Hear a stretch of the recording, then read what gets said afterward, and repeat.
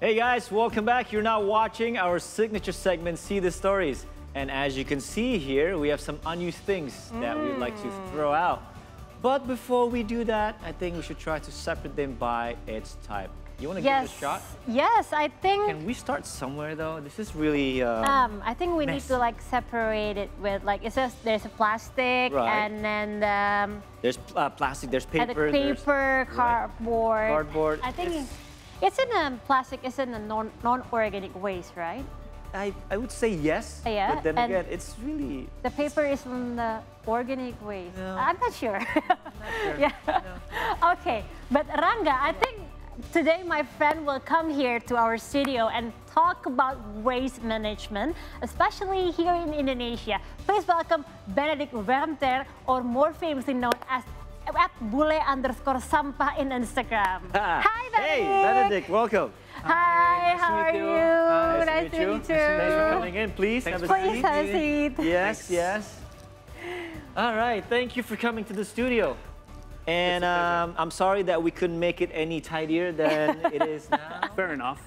So far, so good. We are confused in actually, waste management. So maybe can you help us to actually explain to us which one is like a non-organic, which one is like organic, or there's different types of. Okay, let's make it simple. I think you don't have any organic waste, which is usually food waste. So food waste is organic, right? Exactly. And so what we see here is some plastic. This is some foil. This is inorganic. And this is the stuff which is actually making Indonesia sick in a way. So this is what we actually need to separate here. And I see a PET cup, also plastic. This one is also plastic, there's some more plastic here. And let's talk about this quickly. So this is cardboard. Paper. Right. Which is also energy intensive to produce, but it is the recycling rate of paper is better than plastics, let's say. So it is really about plastics that we need to basically enhance and improve the situation. So where does that go? This doesn't go into the plastic bin, so we have to make another one. Okay. So what did you put here? They're pretty much, I think they're the same, is it? Yeah, this one actually we need to get everything out and do it again. But I don't know if you want to do it now. Let's just see it. I mean, we have to be very, very sure of. Right. So you just had a mix of waste just now in this one plastic bag, so right? Let's make it simple. Like this is, I think you're already quite okay. So this is cardboard. So cardboard here. Right. Cardboard. Right. And this is cardboard. Yeah, I think only these ones were wrong in it. Okay. So cardboard here. Right. And this cardboard too. Yeah, and this is kind of like makes it difficult because it is actually plastic, but it looks plastic, like right? Yeah, it is. Yeah. But it looks like cardboard. Yeah. So what about paper? We see paper here. What about them? I mean, this belongs to the cardboard too. So this all goes to the same recycling factory. And will be recycled. There you go. Okay. Okay, cool. So this one. And what about that one? Yes. This one is actually, let's say, organic. So this is not food waste, but it is like basically compostable. It decomposes. Okay. So this one needs to go to another bin, which you don't have now. Okay. So this one can't go in either one, right? No, this one we need a third one. So we have this one. And we have a metal can, If you put this into the plastic bin, they will also sort it out and put it into their metal block. It's also recyclable. So put it here. Okay. All right. So we're done. So thank you. That's really good. That's really easy. Now let's watch our. Actually, we still have. This one. Oh my God! You have a microwave oven. It should. It's plastic, right? Yeah, it's polypropylene. It is recyclable, but we have too much of this in the country. I see everybody like doing makanan bunkers, doing like takeaway food, and this is the stuff we need to improve, I think. So it is plastic, it is partly recyclable, but put it here. If we have too much, then it will be too difficult. Okay. All right. So we want to clean our hands really quickly, Good point. to make sure that. Sanitize. Okay, cool. Thank you. Now, Benedict, can you tell us a little bit before we go any further here, because we want to know how this whole campaign started for you. Can you tell us a little bit the story behind it? How it started for me? Okay, I came to Indonesia 2017, basically as a tourist. And I really fell in love with the country. It's very welcoming. I really love the people. I also love the food, I have to say. And I also love the nature, of course. Yeah. And yeah, the first things you come across if you go outside is, of course, sampah, is waste. Yeah. And so, yeah, I'm not the only one. I think many people are concerned nowadays. And ever since, it was basically stuck in me, and I wanted to contribute. And this was the initial situation, I think. So could you tell us about the specific moment or experience that made you realize that Indonesia is facing a waste management problem?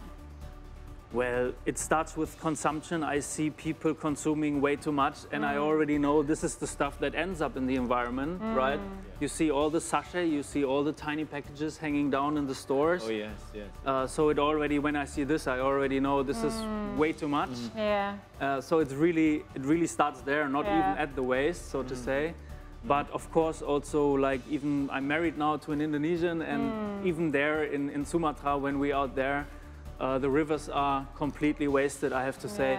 And it's not even a Bali like scenery where already a lot of attention is, but it's really widespread across the country. Yeah.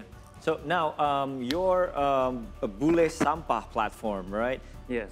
Tell us more about that. Why Bule Sampah? Yes. Yes. So I choose a sticky name. Very sticky. Bule Sampah means white trash, sort of. Yes. It has sort of this, like, okay, Bule is Sampah, like Bule is waste. Yes. Actually, I just wanted to choose a name that people remember. Okay. And also our slogan is Make Indonesia Clean Again, which is like, has some, connotation maybe from Donald Trump or something. Nevertheless, it should stick in people's mind. And our mission is really to basically make Indonesia clean again. And we want to raise awareness. We want to engage the Indonesians in order to reduce, reuse, and then recycle. So it doesn't start with this, it already starts, as I said, with consumption. And this is content that we produce and provide on our education platform. Okay. And when actually did you start the Bule Sampah, and how's the progress so far? Yeah. Well, everybody told me in the beginning it doesn't work. A lot of Indonesians said like, nobody's gonna look at this on TikTok or Instagram. But it's not true. People are already waking up. Indonesia is a great country and people love the country. And so people don't like it anymore. And so we started basically half a year before we uploaded the first video. We continuously produced content because I already knew it's gonna go viral because there is such a demand in society. So let's say we started go live in December last year and already started to film 1 year ago. Oh, okay. Yes. Nice. Interesting. Okay. So now, so far, right, have you garnered any attention from anyone in Indonesia or? Yes. Yes, you have. Yes, okay. I'm very happy to. I can say that a lot of authorities approach us, and people are. I mean, first of all, I have to be thankful. We already have on Instagram more than 80,000 followers now. Great. This is. I didn't expect it, and I'm thankful that people follow. And more over that, people comment, people engage, people are concerned, people approach us all the time. And yes, we talk to authorities. We now have the opportunity to talk to industries too, and I'm happy to be here today. So, yes, I'm very happy that it's ongoing. Yeah. It's super nice. Yeah, but by the way, in your opinion, what are some of the root causes behind the challenges that Indonesia actually faces in maintaining proper environmental standards, especially in the industrial sector? Indonesia has a lot of laws already, and it's not only even an Indonesian problem, but it's a Southeast Asian problem, let's say, that there is already law, but there is no law enforcement. So we see already that, you know, is some emission control, or like, for example, Bali is banning plastic bags or stuff like this. There is already ongoing legislation, but the problem is impunity. And not only in the waste sector, also in other sectors, as you know. And so this is the issue, I think. If the country wants to improve, then for misbehavior needs to be consequence. And I think this is what we don't see at the moment. And this is why, some industries are still okay doing bad things, we have to say, to be honest. Interesting discussion, but we will continue chatting with Benedict Wermter in See the Stories after the break. So don't go anywhere and stay tuned on a Trail Nation. See you today.